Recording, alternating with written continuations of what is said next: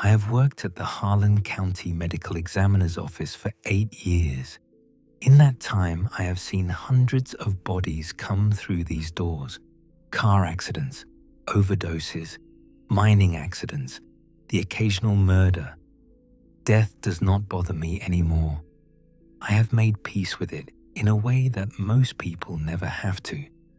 But I have never seen anything like what came in last Thursday night. My name is Russell Combs. I am 36 years old. I grew up in these mountains, heard all the old stories about haunts and boogers and things that lived in the deep hollows where no one went. I stopped believing in that stuff when I was a teenager. Dead is dead. That is what 8 years in a morgue teaches you. At least, that is what I believed until last week. The morgue is a small brick building on the outskirts of Whitesburg, nestled in a hollow between two mountains. The nearest neighbor is a quarter-mile down the road. At night, the only sounds are the hum of the refrigeration units and the wind whistling through the gaps in the old windows. It is a lonely place, but I have never minded the solitude. What I am about to describe is true. I know how it sounds. I know no one will believe me. But I need to tell someone because the thing that was on table 3 is still out there somewhere, and it might be wearing a human face right now. It was around 1 in the morning when I got the call from the sheriff's department. They had found someone in the woods up on Pine Mountain, about 15 miles outside of town. No identification, no vehicle nearby, just a man lying in the snow, apparently dead from exposure. The deputies who brought the body in were young guys I did not recognize, probably new hires from the county over. They seemed nervous, though I assumed that was just because they were not used to handling corpses. One of them mentioned that the hikers who found the body had been pretty shaken up, said there was something wrong with it, though they could not explain what. The deputy laughed it off, said people always got spooked by dead bodies, especially ones that had been out in the cold for a while. I signed the paperwork and watched them wheel the body bag into the examination room. Standard procedure. I would log the intake, store the body in one of the refrigeration units, and the medical examiner would do the autopsy in the morning. But something made me pause before zipping the bag back up. Some instinct I could not name.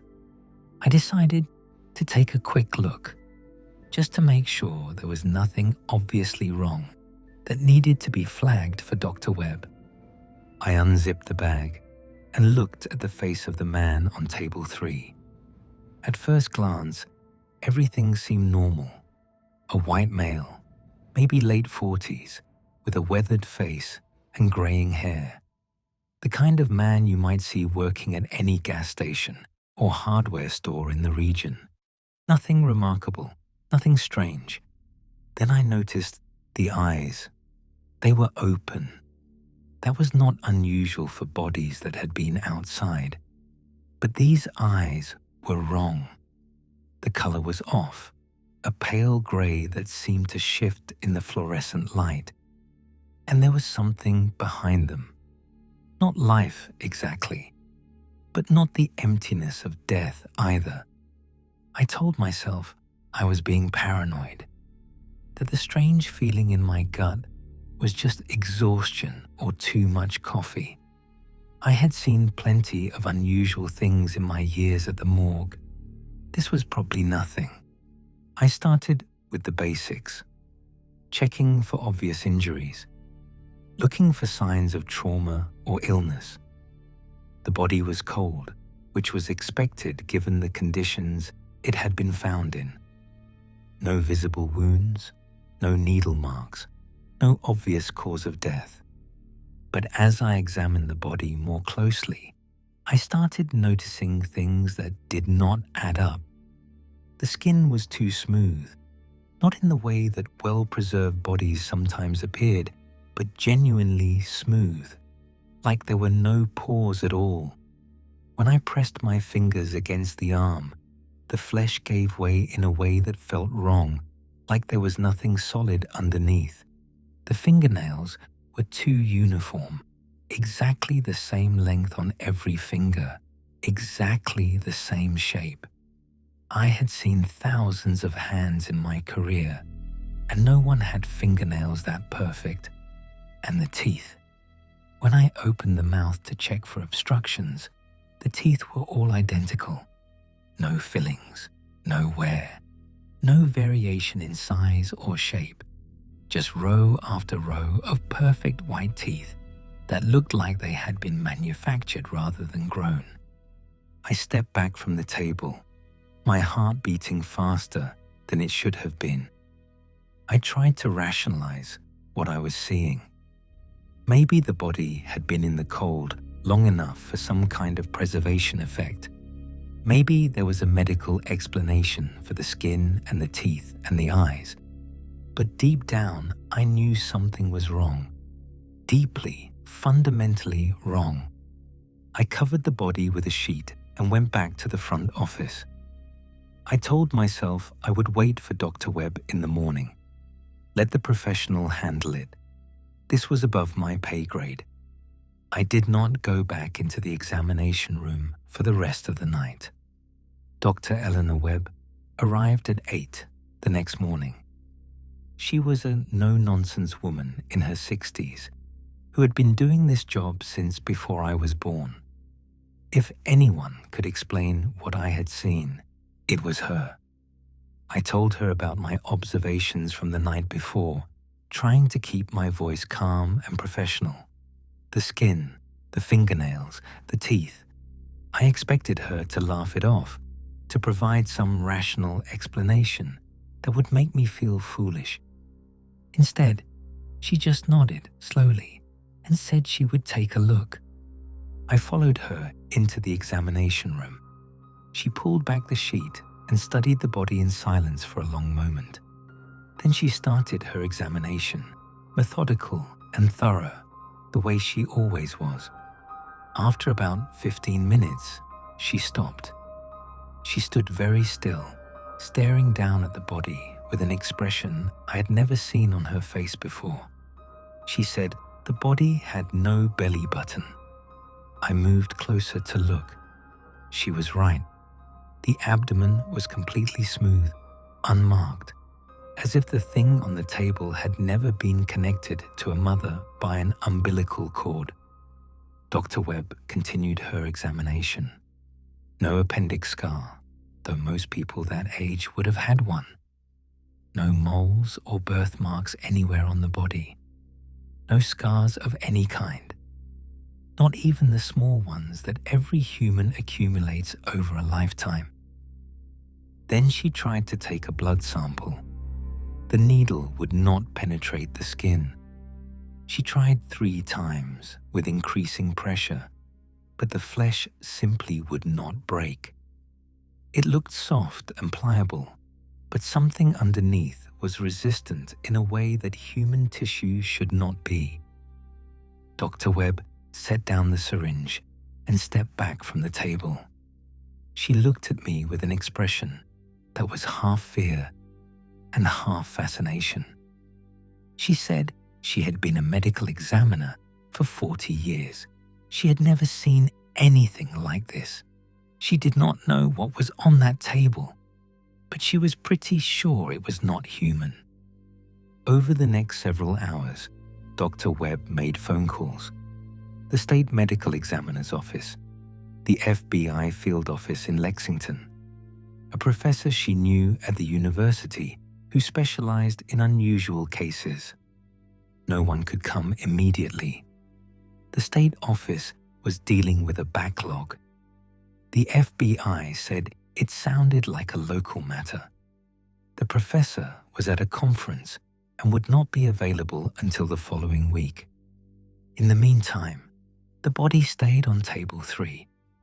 I went home around noon, exhausted from the overnight shift, and unsettled by what I had witnessed. I tried to sleep, but could not stop thinking about those pale grey eyes, that too smooth skin, those perfect identical teeth. I got a call from Dr. Webb around 4 in the afternoon. Her voice was strange, tight, controlled in a way that suggested she was working very hard not to panic. She said I needed to come back to the morgue right away. I drove faster than I should have on those winding mountain roads. When I arrived, Dr. Webb was standing in the parking lot, not inside the building. She was smoking a cigarette, something I had never seen her do in 8 years of working together. She told me the body had moved. Not a lot, not sitting up or walking around. But when she had gone back to check on it after lunch, the position was different. The hands had been flat at the sides when she left. Now they were crossed over the chest. The head had been facing straight up. Now it was turned slightly to the left toward the door. Dr. Webb said she had checked the security footage. There was no footage. The cameras had malfunctioned somehow, showing nothing but static during the hours she was away. She said she was not going back inside until someone else arrived. She had called the sheriff. She had called everyone she could think of. But until help came, that building was staying locked. I looked at the small brick building, the fluorescent lights visible through the windows, and felt a chill that had nothing to do with the January cold. The sheriff arrived around 5, along with 2 deputies. They went into the building while Dr. Webb and I waited outside. After about 20 minutes, they came back out, looking confused and frustrated. The body was gone. Not moved. Gone. Table 3 was empty. The refrigeration unit where the body should have been stored was also empty. The doors were all locked. The windows were intact. There was no sign of forced entry, no sign that anyone had been inside except for Dr. Webb. The sheriff asked if this was some kind of joke. Dr. Webb assured him it was not. She showed him the intake paperwork, the preliminary examination notes, the contact information for the deputies who had brought the body in. When the sheriff called that number, no one answered. When he checked with the department, they said no deputies had been dispatched to Pine Mountain the night before. There was no record of anybody being found. There was no record of anything. I felt the world tilting underneath me. I had been there. I had signed the paperwork. I had seen the body with my own eyes, touched it with my own hands. It was real. It had happened. But there was no proof, no evidence, nothing except the memories of 2 people that no one had any reason to believe. The sheriff took our statements, clearly skeptical but professional about it. He said he would look into it. He said we should go home and get some rest. He said a lot of things that meant he was not going to do anything. Dr. Webb went home. I went home. The morgue sat empty, but I could not shake the feeling that something was wrong, something beyond the obvious.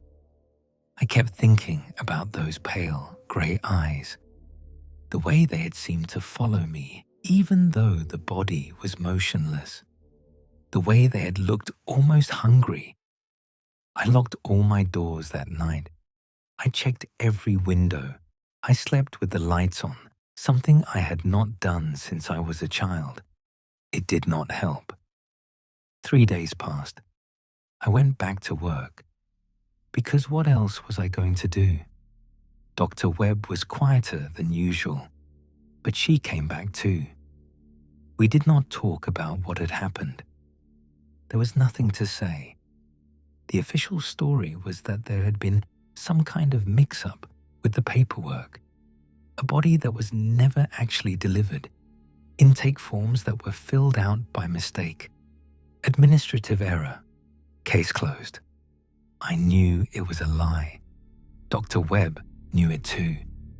But we could not prove anything, and pushing the issue would only make us look crazy.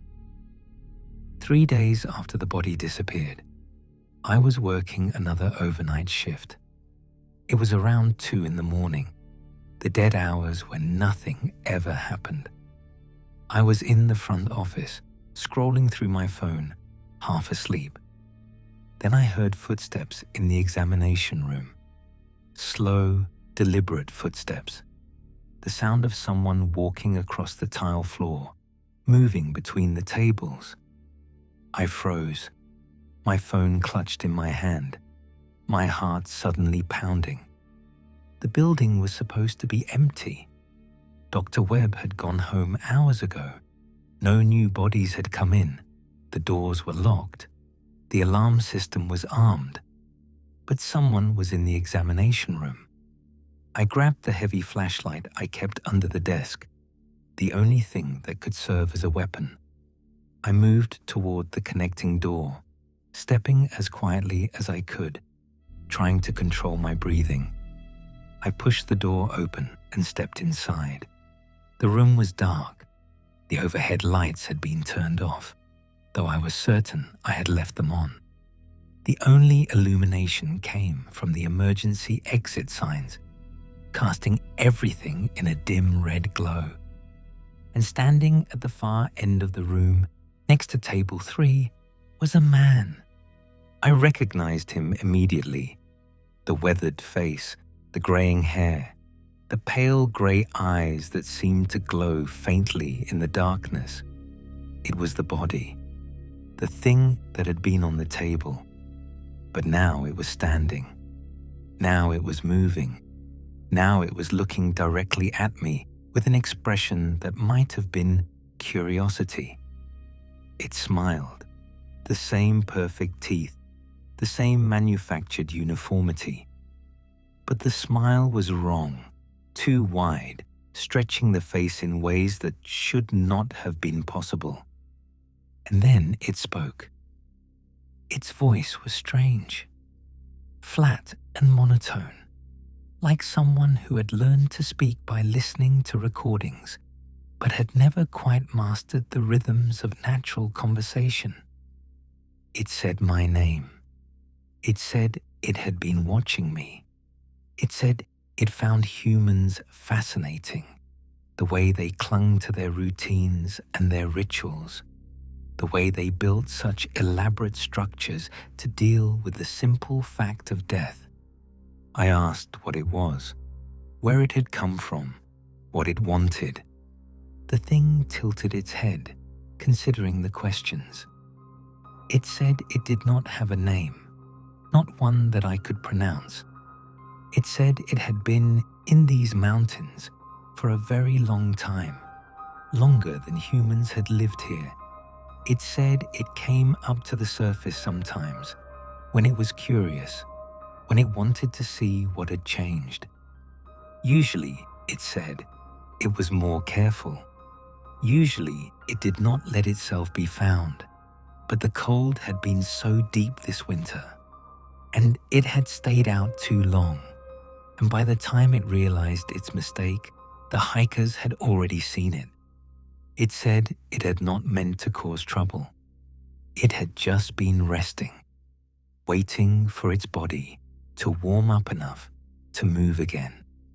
It had not expected to be taken to a building full of dead humans, to be poked and prodded and examined. It said it found the experience educational.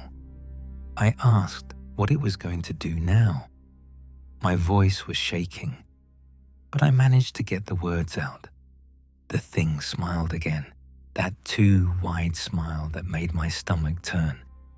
It said it was going to leave. It was going to go back to the deep places where it belonged. But first, it wanted to thank me. Thank me for what? I asked. For being so interesting, the thing said, for looking at it with such fear and fascination.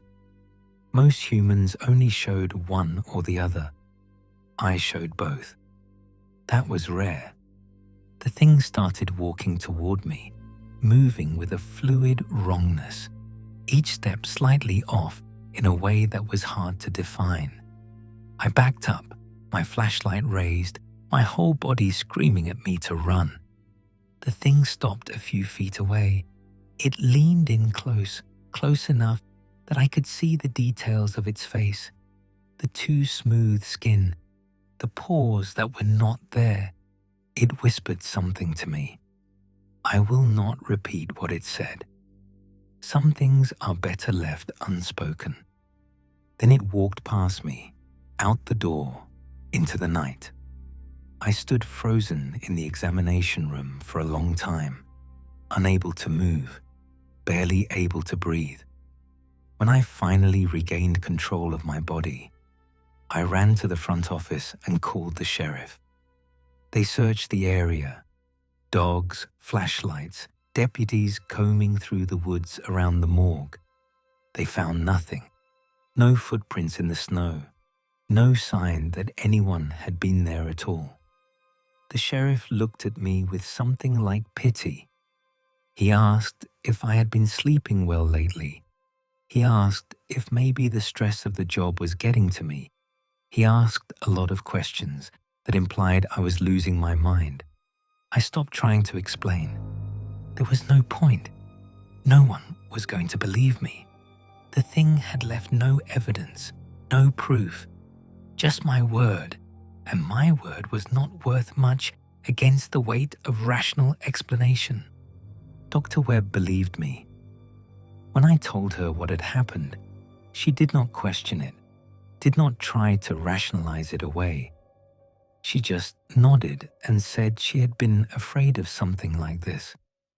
She told me about other cases she had heard of over the years, bodies that did not quite fit, autopsies that raised more questions than answers, stories from other medical examiners in rural areas, stories that never made it into official reports.